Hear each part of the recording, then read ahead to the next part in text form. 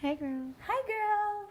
Gia Peppers, the lovely, lovely Gia Peppers, media host, journalist. True. As seen on BET, VH1, NBA. Yes, ma'am. You've had some amazing moments with the Washington Wizards. Yes, and Kobe Bryant. Yes, that was incredible. From your Instagram, that seemed like one of the greatest experiences that you had. Oh, my goodness. What? Kobe Bryant is like really nice to the point where you're sitting there like, I can't believe I'm sitting across from Kobe Bryant, but he's really cool. So that was one of the opportunities that I'll never forget. Just being able to sit across from him and an icon. Just learn how to move. Like, he's just really good at what he does. I think when you've been famous for that long, you understand like not even just like how to carry yourself, but how to make sure other people are like getting the Kobe that they want to meet. And not that I don't think it was two different people, but like making sure that like your energy and your presence is what people might have imagined about you. Like, I'm sure back in the day, his Mamba mentality might have been a little different. A little intense. Yeah, a little bit more intense. But this Kobe, the dad, the coach, the very impressionable filmmaker, the Oscar winner Kobe is very chill and just very confident in who he is. So it was cool to be around him, just breathe the same air, and for him to be like, you did a good job. And I was like, Kobe's telling me I did a good job. Hire me, though. Yes, I'm here for you whenever you need. Exactly. That's why I was like, how good of a job? Like, right. I mean, what you need? You got mad shows. But no. So yeah, that's me. And then I'm on Black Girl Podcast. Yes. 1/5 of Black Girl Podcast, which is amazing. I love you guys. And everything, your encouragement for Black women in general. Thank you. Just 5 Black women, which is something we don't see often, especially in media, and 5 different Black women. Very different. Yes, very, very different. And I think that's the thing I love the most about it, because a lot of people think it has to be 5 exotic, the pretty women, Latina, or from another country. And it's like, no, it's a bunch of us here that can do our damn thing and get the ball rolling. Yeah, I think it's really important for anybody, but especially Black women, to tell our own stories from our own point of views. And I think that at the end of the day, now there's so much happening with like Black people telling their stories and taking charge of our narratives that we're seeing so many different types of stories. And so podcasting is our way to kind of just release and hopefully changing share what's people. Really in that history book. Yeah, because what's in that history book is I mean, there are, unfortunately, we don't know all of our history because we've been told what people wrote in our little school books, which is not always true. But I think that it's a really cool time to be a woman in media, but a black woman in general. Is like what we're seeing in the industry is really cool. So let's touch on that. Gia Peppers, media host. How did we discover that you wanted to be an on-air talent? How did Gia Peppers become the Gia Peppers? Yes. Well, first, my parents gave me my name. It's my real life name. It's a beautiful name. It flows. No control over that. So I was born Gia Peppers. And literally now, look, so my brother found my dad's old video camera that was like kind of digital, like back in the 90s, where you would like kind of hold them like they're big enough for 2 hands. Yes. And so my dad just kind of had like put the tapes away because nobody was able to convert it. My brother had some time, so he was like, yo, I'm gonna go convert these videos. And so it was us from like the time of 5 to like 8. And we were watching it. I was watching it, and I was hosting things when I was 5. Like, we were at Disney, and I was like, "Hello, everyone, we're at Disney, and behind us there's Mickey Mouse." And I'm like, "Wow!" And I didn't remember that. Like, I've always been a character that I know. I've always been like, I think we all have that little spunk in us. That little like, hey, watch out, I'm the star. All attention are about me. Especially as a child and the oldest child. So, but my mom and dad really made sure that all 3 of us, my siblings and I, were in like activities that spoke to what we wanted to do. Right. And so I was always on stage singing, dancing, acting. I was always doing things in the arts. We went to the Debbie Allen Dance Academy when I was in high school for the summer intensives. Like, my sister and I would travel to LA every summer. And so I always knew that I was going to do something in entertainment. I just didn't know what it was. Exactly what it was. So mom helped mold that. Well, first, my dad is a journalist, but mom also helped mold that because she was like, I'm not paying for you to go to school for no little degree in dance because I'm not paying not a real degree. $1 billion for you to dance. and make 7. And I was like, wow, like, that's crazy. Not gonna work. You're right. You're rude, but you're right. And so I went to college for journalism because that's what I had always done in high school and even middle school, church. Like I was always telling stories or a part of the morning news show. So Correct. I was always doing that. And so, and of course, Oprah was such a big thing every single day. You get a car. That's all I wanted. Yeah, at 4 o'clock every day. I was at home after Oprah. school watching like in these like crazy stories and I was 16, but like really understanding what she meant to us as Black women to see her every single day, like just go for her dreams and create new standards. And so, through college, I was doing all internships. I did Wendy Williams show, Big Tigger, Live with Kelly and Michael, Donnie Simpson. Like I was just interning everywhere. Yeah, because my dad told me the cheat code. He was like, look, you don't need no master's to make it in journalism. To be completely totally honest, you can. It's good. It's always great to learn more. Fine. But what you're going to really need is relationships. So start making those relationships now because there are things that when you get into the real world, they can't teach you inside the classroom. At all. And so my dad was like, get in internships. And so I interned like every single semester after like my freshman year leaving freshman year summer. Like that's when I started interning. And so, I really took it seriously. And I would wake up at 4 a.m. and take the bus from New Jersey because I went to Rutgers and be at the Wendy Williams show by 7 a.m. to open up the studio and all that. Like I was just like, I knew I wanted to do it. And so after that, couldn't find a job.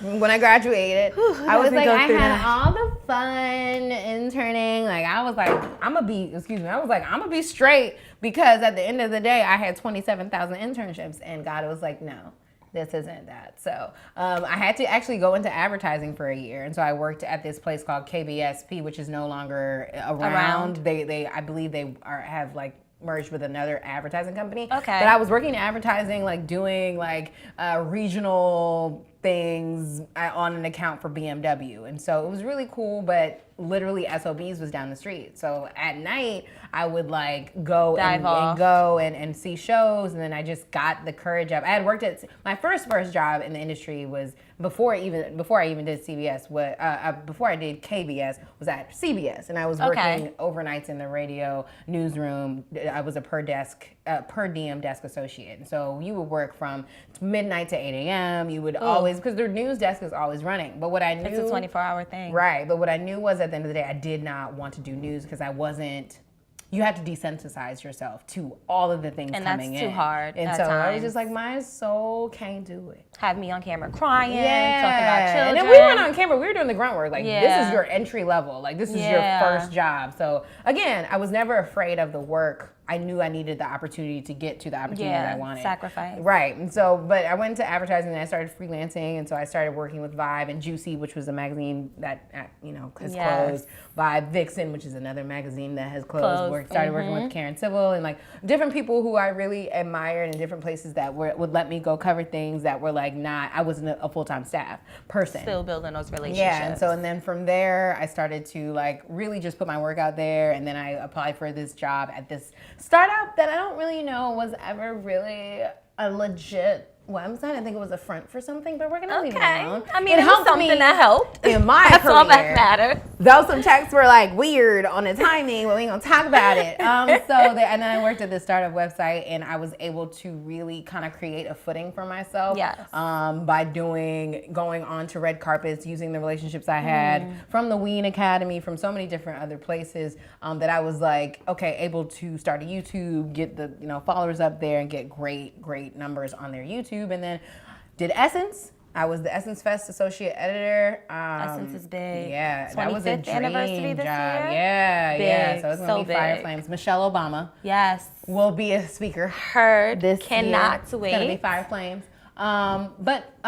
There's gonna be so much. There was just so much that I did. So Essence Fest, I worked there in 2015, and so I worked there as an associate editor, made some incredible relationships, and then after that, they kind of used to let people go. Like you would do temporary. So it was like a temporary position for Essence Fest before it got super like, even like after Girls Trip, they started keeping people on like full time, and even maybe the year before. But before that, previously, it was like a temporary job. You would work from January to August, and you would work fully on the festival, and that's that. But luckily, when I was there, I was so focused. I was like, cool. So I'm here How can I? Right. So I'm going to make some really dope relationships. I'm going to impress people. I'm going to show up. And I'm just going to be present in this, whatever this is. In this moment. I'm going to be present in it. And Essence is a family. And so I started to work there. And then at that time, the Wizards were also accepting, you know, audition tapes for people to be the in-arena co-host for the team. And Which so I had an grown amazing up. gig. Yeah, and so I'd grown up going to, literally grown up in that arena. Like, my parents had season tickets when Juan Dixon was there, Kwame Brown, Michael Jordan,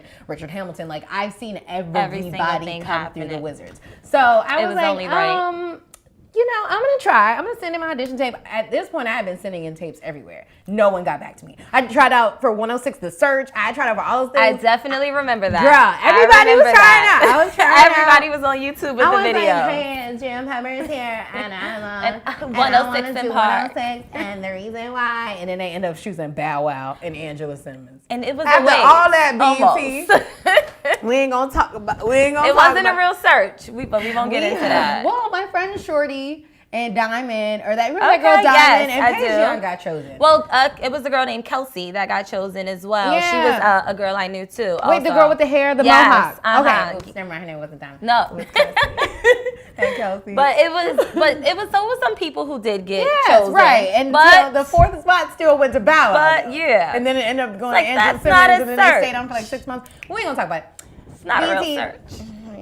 You missed, look what you missed up on. But it is fine. Okay. I ended up working with BET, and I still work with the company a lot. So it ended up being fine. But I think that at the end of the day, it wasn't for you. That time wasn't for me, because I would have gone and done all that great stuff for like 6 months, and then what? What? So I'm grateful for that. And so yeah, I got the Wizards job. And I worked there for 4 seasons as the in-arena host, hosted every game, at a home game for 4 seasons, and it was literally like the time of my life. I loved it so much. I lived on the Amtrak, though. That's the only thing.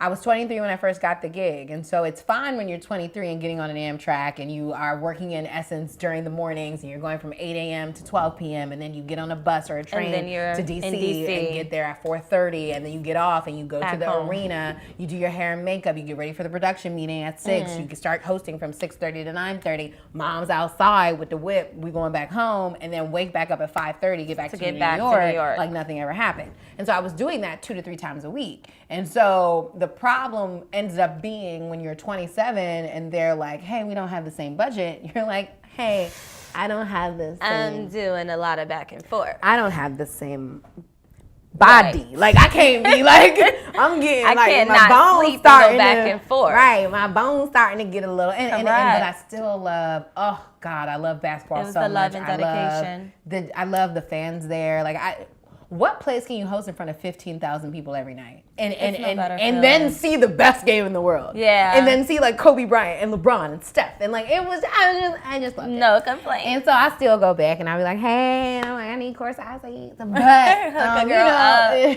that really happens. I get good seats but not courtside. But I am so grateful for that. And so yeah, after that, I started working with Ebro Darden during that time. So I literally had 3 jobs at that point. So I was all over the place. It's the hustle. But yeah, and so that's when I met Scotty. That's when I met all the girls from Black Girl Pod. And that's when we really just started to become friends and would just download each other on things. And knew that this was something we needed to do. Absolutely not. Ooh. We would download each other on things. We were just talking shit. Like, we were just like, girl, this boy that I'm talking to, let me tell you, girl. I would say girl because that's what we say in DC. And so then Ebro heard us talking one day and was like, y'all should just do a podcast with all this damn energy that y'all have. Right. And we were like, wait a second. That might be something. Ebro, I think you're on to something. And so yeah, from about 6 months later, Safira, who's one of our co-hosts, one of the best girls ever. Well, Safira, Alicia, Rebecca, Deani are all incredible girls, but Safira was the one that made us like, y'all, we need to get this. And do Here's the location. Here's the recording, and we recorded in Hot. Like, we just did. Like, we just made it work. And we were like, wait, do we have something? We sent it out to a few friends, and they were like, nah, this is actually fire. This is good. And so 3 million downloads later, we're here and doing things, and we're really trying to like continue.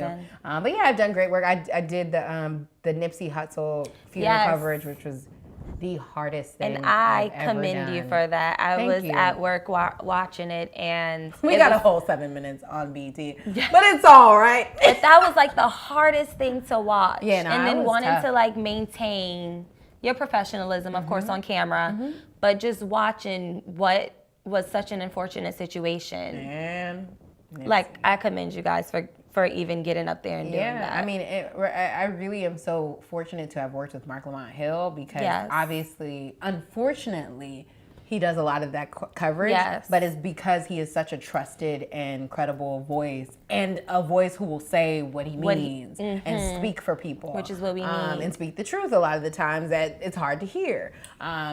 And so he was so nice and was just like, look, don't worry about, like, because I was feeling guilty. Like, I did not want to celebrate that. Yeah. Like, you don't, it's not a moment to celebrate. You can't. This is the first time I've ever been weird. on network television, as on live network television. Right. Like, I've done the BT Experience. I've done VH1 branded commercials. I've done incredible Which is all little, pre-recorded. Yeah. But this is live. And so I'm like, dang, this is It dope should, for me. It should be a celebration Right. because it's something that's going on in your resume, and it's so great, and it's something people strive to do so hard. But then it's it's not a celebration because it's such an man. unfortunate situation. Like, not Nipsey, though. Like, not Nipsey. Not anybody, but not Nipsey. Yeah, it and wasn't so supposed I to go struggled down with like that. that. And before, he was like, you got to understand what an honor it is that you were chosen for this moment. Like, at the end of the day, anybody could have been here, but Which they is wanted true. your voice. They believed in you. So just do it. Just And show take up. it as a pride. And anybody could have said yes. There's hundreds of talent who are incredible, who BET works with on a consistent basis. And so, you know, that was really, it was a really cool thing. And I was really proud that I did it and didn't cry on camera because it was tough. We was crying when we was watching on the the side, man. got to keep the makeup together for a few seconds. Yeah. Oh, she had to get me during the when the boys had their videos when they were babies. Yeah. I was crying. I cried a few. I cried a few times. and The Lauren brother, London. I just, it was a bit much for me. Yeah. And but so that's pretty much it. Just honestly hustling and just like continuously pushing is how I'm. You have this like extreme strong foundation from church, your parents, the basketball games, the cameras when you were younger of what built you into this host. How is it that you learn to remain the same person when you win and when you lose? Chile, I'm still learning how to do that. Not even gonna hold you. Girl, That's not a real. That's a hard one. That's not something that I don't think I've mastered yet. And I am the same person. Yes. But like how I show up is different. And so like when life happens and like I lost my godmother in November, I've been getting a lot of like, no, we like you, butts. Like a lot of dream gigs that have been like just not for me yet. And you do, like, I'm an extremely faithful person. My relationship with God is very important to me, but I found myself angry at God for taking away my godmother. Like, I was just upset. I was like, oh, so we can fight. Like, what's up? Like, you ain't how got to, is you ain't this had to do that happening right, right like, now? what's good, God? Like, I've been faithful. This wasn't supposed to go I've been down using like my this. platform for you. I've been doing everything, like, on purpose to serve you. Yes. And, like, life happens, and she was suffering, and she had cancer, but I'm a human being, and so You are allowed to feel these emotions. absolutely. Because it's a part of your healing process. Absolutely. And so I just was in a space, and honestly, just because it was just in November when she passed, I'm just recently now getting out of it and just, like, continuously pushing myself to further my relationship with God, even if I do feel away. Like, I'm mad, but I'm in discernment. No, I'm gonna write these notes. I'm gonna read this Bible. I'm gonna stay on point, mad. but inside, I'm not really rocking with you right now, Lord. It's not that. Here. Yeah, it's not that I don't love God, because you can be, the only way you can truly be mad at somebody is if you love them, if you have a deep enough connection with them to be upset. And like, if it's just a random person, you like, you're on my thing. Right, and I'm gonna keep it pushing. Right, like, girl, but this is the process that brings you. Ooh, that block, honey. Block is it for me. Blocked is it for me. Bye, gotta go. But yeah, so it's been a tough journey. But what I do know is whose I am, and that is all through God, but through my parents who raised me to not act like an asshole. Like, they never allowed me to do that. I tried. I'm a default, I'm a default girl that's like, I really don't want to, like, when I was a kid, my mom used to be like, fix your face. And I'd be like, why? Ooh, I'm feeling a lot of similarities. Yeah, I know a few people in the room probably agree. At 5, like, they'd be like, oh my gosh. She's so cute. And I'm like, don't touch me. And I would just look them up and down. Literally. My mom is the social butterfly. She was a Delta. She went to Howard Child. I grew up on Howard's campus. Because every year for 18 years, Mom had us on the yard. And so, people see you grow up. Right. And so I was real cute as a kid, still cute now. And so everybody used to come up to me and I'd be like, why are you here? Honestly, I seen you last year, same time. Nothing's changed. What's up? I'm 6. I don't have time for this. And so, where's the other kids? Right. And so that had to, that work that my parents, that love that they gave me, I was like, you know what? At the end of the day, I don't have any reason to not be loving and give love. And so I absolutely see myself as a vessel of like God's goodness and glory because He has blessed me so much. And so I truly believe you are blessed to be a blessing to others. Yes. And so however I can help or however I can actually like show up with using the platform that He gave me, I try to use it for Him, for His glory. Which is something you do so frequently on your Instagram, which I do love, because while shining a light on your career, so many people live in one hype on social media. Right. And it's like, not saying you have to show your bank account is on 0 today. Right. Or like you don't have to. Some people do that. I respect it. Some people show their 800 credit scores when things are supposed to be private. Yeah. But like, it's a nice light to see human and people with big platforms like you have. Yeah. Because some people, they get discouraged so easily. Like for instance, we're gonna be honest here. I get discouraged sometimes. I think we all do when we go through like these moments of trying to build into who you are. Even starting this lovely interview process, which I've been trying to do. Cash knows it's been taking me a long time to get here. Well, it don't matter. You here now. Yes, definitely here now, which is incredible. God's grace. It takes a while for you to step into your light. Yes. And figure out who you are. Absolutely. And it's like you're putting yourself out there, but you want to make sure it's going to be good. Yeah. But in the same strength, you want to be who you are. In one of your interviews, you mentioned that you gave the no rejection more power than the yes at one point in your life.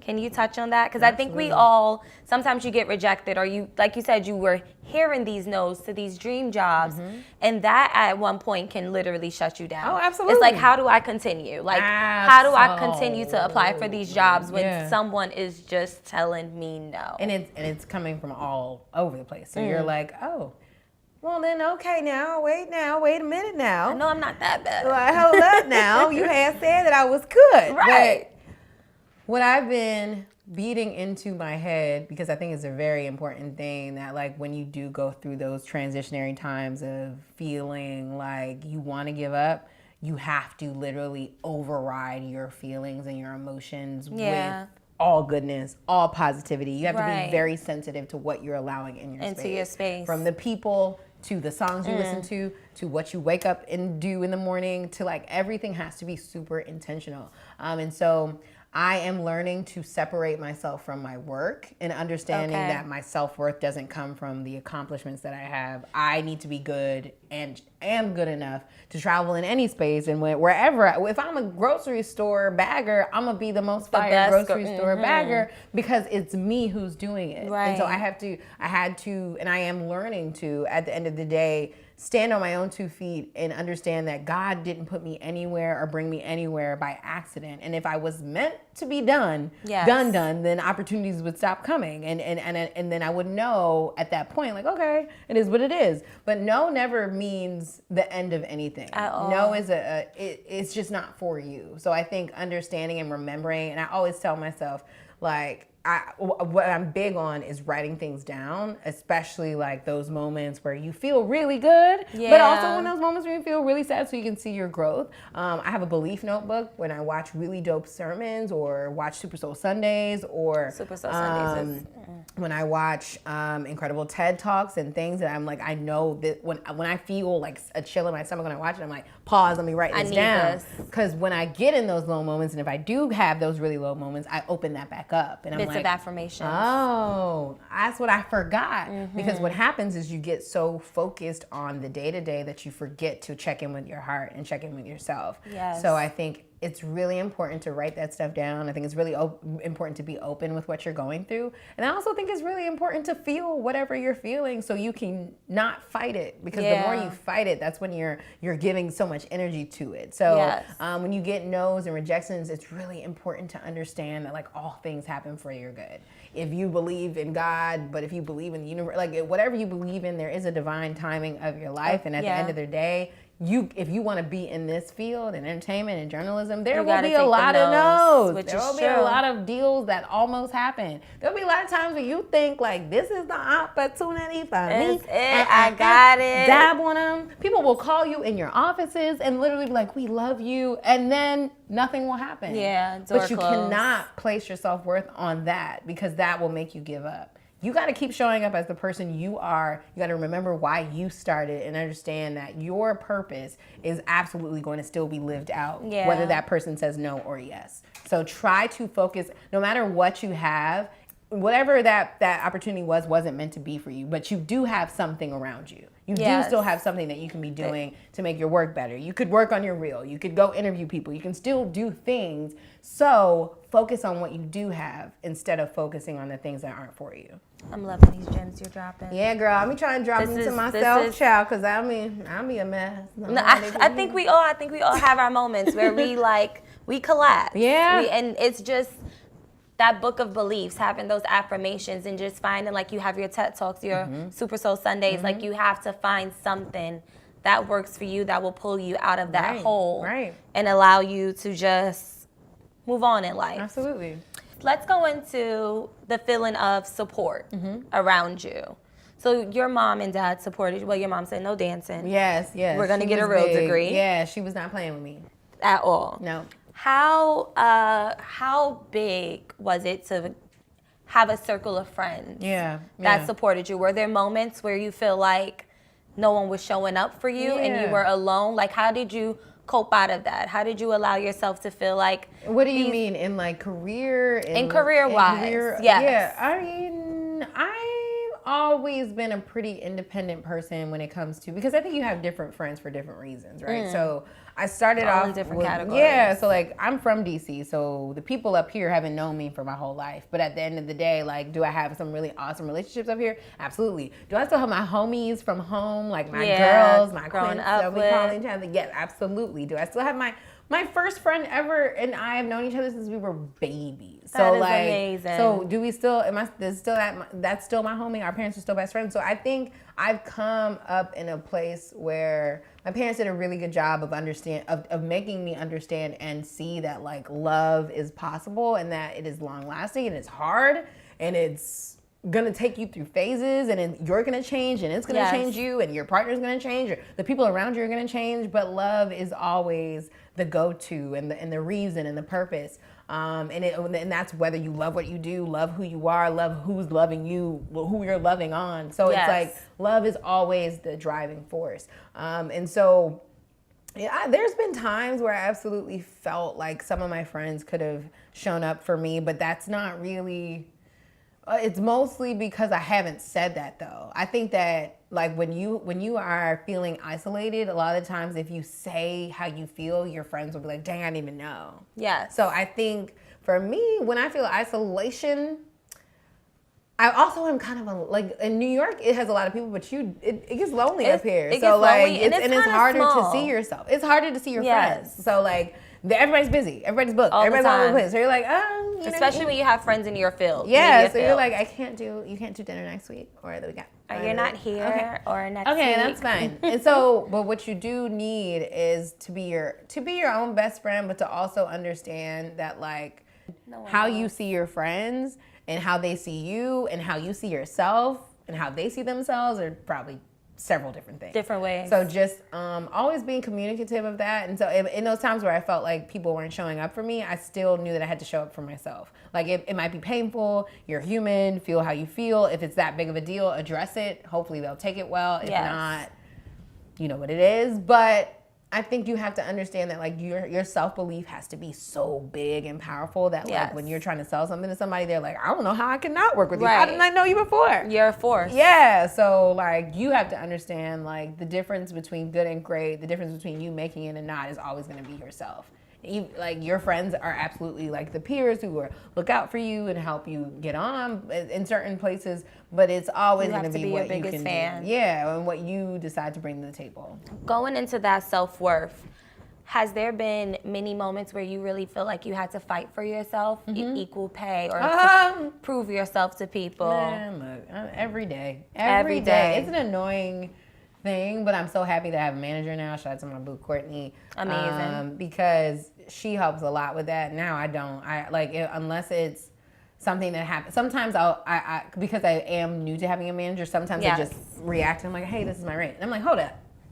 No, here's my manager's information. Here's my booking information. Thank you. And so, yeah, you do have to fight for yourself. I've worked in many situations where men get paid more. That's just in media. For some reason, they think if you have a penis, your bills are more. And I'm like, well, if we're doing the same job, and Sally Mae doesn't care if I'm a man or a woman, New York City rent doesn't either. Does this matter to me that he is a man and I'm a woman? Like, what is that? And we can't just be how does that here. work? And 9 times out of 10, you end up doing more work depending on the roles. Like, so you're like, hold up. And so I definitely think advocating for yourself, there's a fine line between fighting every battle, picking and choosing your battles. But like when it comes to negotiations, be honest about what you want. Go for the crazy number, and they'll probably meet you somewhere in the middle. Or sometimes, if you really know that it's your time, like even with the Wizards, I love that job so much. To this day, I still love that job. But if you take away something that is very important to someone, then you can't expect, like, when you know what you are willing to put up with, you will know that at the end of the day what the yes and no and the final what your lines limits are for you. And so, also, one time, just accept the bad rate just to see how you feel.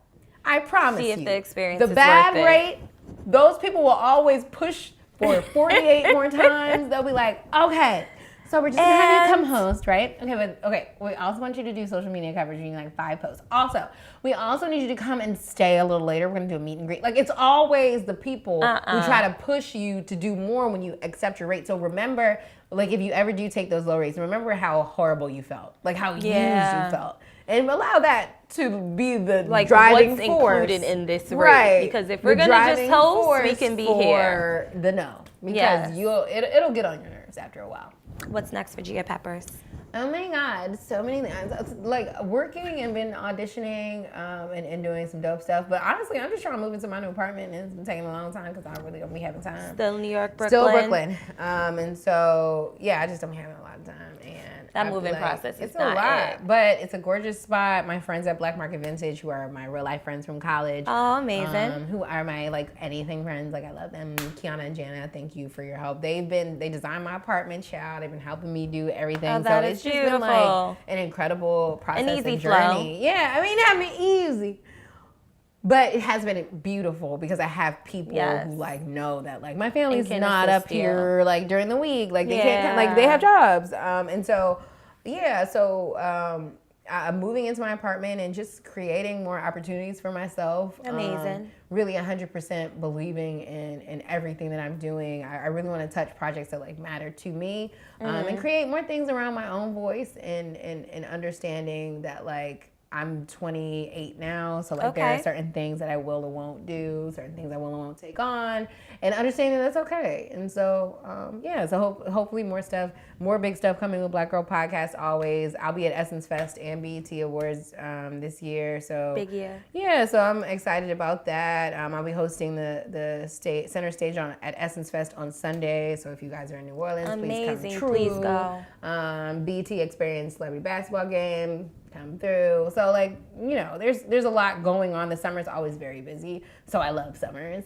But try and make sure my hair is long and healthy. My real hair, edges laid. Of course. I got real life goals. No, these are goals. Goals for myself. Yes, and I think that's important. Finding a bae. I'm single. What's good? Get at her. I mean, I'm single too. Okay, she's single. I got my friends looking who's for single. Not annoyed.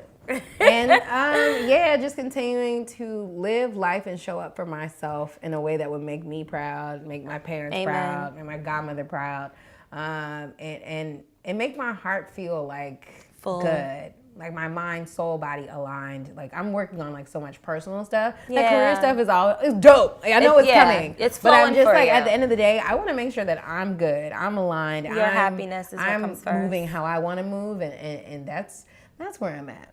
Now, as my current sister of the Beehive, Yes. What was your favorite part of homecoming? Honestly, seeing Beyonce go home and say, I got 11 kids and I can't even say one, so thank y'all.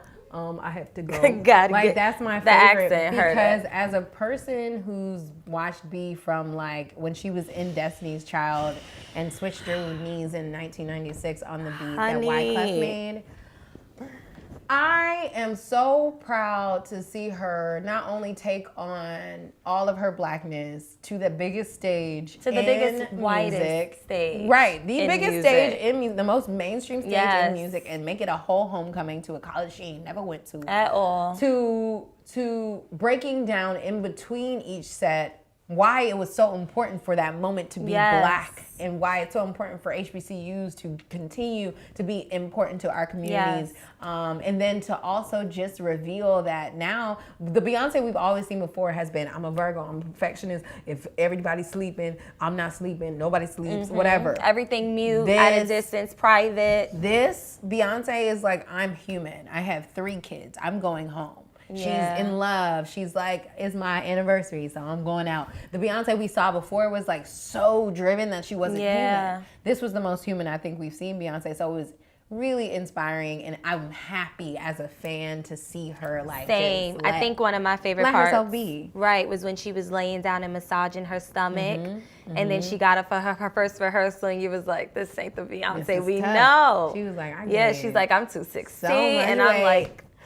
And then to watch her snatch back down. Lastly, Gia, can you leave us with an affirmation? One of your favorites, or one that someone has told you, one you've come up on your own? Yeah, I mean, I think the biggest one, the one I always leave with is "What's for you is for you," only because it's quite literally the foundation of like peace. It's quite literally the foundation of understanding, and it's the foundation of how you will move in anything. So understanding that like no's will happen, but that's okay because what's for you is coming for you, and what's for you is going to be for you no matter what, no matter hell, high water, mountain, valley, climb, whatever you gotta do. God will make it work. It will work for you. And understanding that like the work will always speak for itself. So like if you're working, that's great, that's awesome, but like make sure that it's something you believe in and something that you are happy to show up in and happy to be a part of, because if not, you'll look back and you'll never like, give 100. Even say you did it. You're like, huh?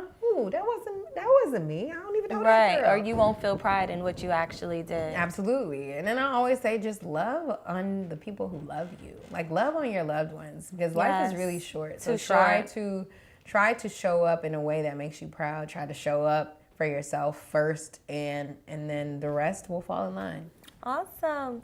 Well, thank you so much for being our first guest. I know. On Sincerely Shy. I'm so excited. Good for you, girl. You did it, girl. I'm so excited.